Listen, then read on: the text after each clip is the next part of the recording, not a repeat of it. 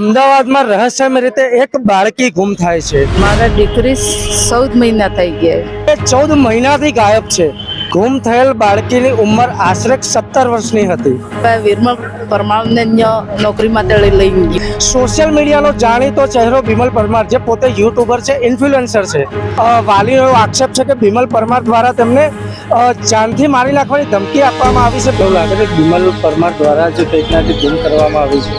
मैं अणस माता सके વિમલ પરમાર हाँ अणस माता से ताली भी पूरी जाने मारा तो बीजू कई नहीं दोस्तों मारा सोरी जूझे बस बीजू कई नहीं दोस्तों આ વાતને વિસ્તારપૂર્વક જો સમજાવવા માંગુ તો બાળકી આશરે 16 મહિના પહેલા રાજસ્થાનથી અમદાવાદમાં ઘરઘાટીના કામ માટે અમદાવાદ લાવવામાં આવી હતી.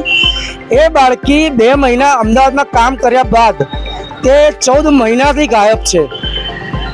આ એક રહસ્યમય રીતે ગાયબ છે. તેની ફરિયાદ માતા પિતાને જાણ થતાં સ્થાનિય પોલીસ સ્ટેશનમાં તેની ફરિયાદ કરવામાં આવી, જે મેડ કંપની દ્વારા અમદાવાદમાં રાજસ્થાનથી લાવવામાં આવી હતી.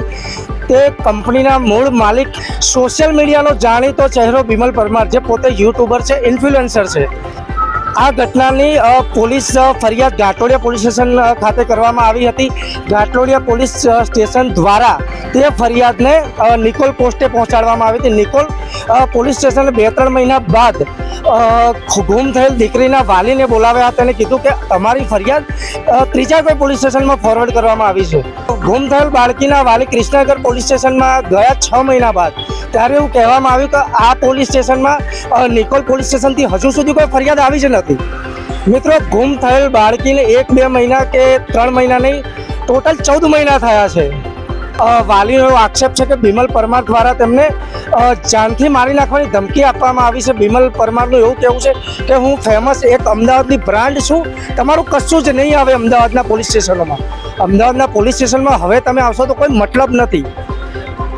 મિત્રો, બાળકી ક્યારે મળશે? એમના માતા પિતાને ક્યારે ન્યાય મળશે? પોલીસ સ્ટેશન ક્યારે કામ શરૂ કરશે?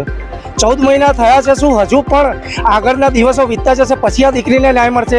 છોકરી કઈ હાલતમાં છે, ક્યાં છે, તેમના માતા પિતાને કે પોલીસ સ્ટેશનમાં હજુ કોઈને ખબર નથી.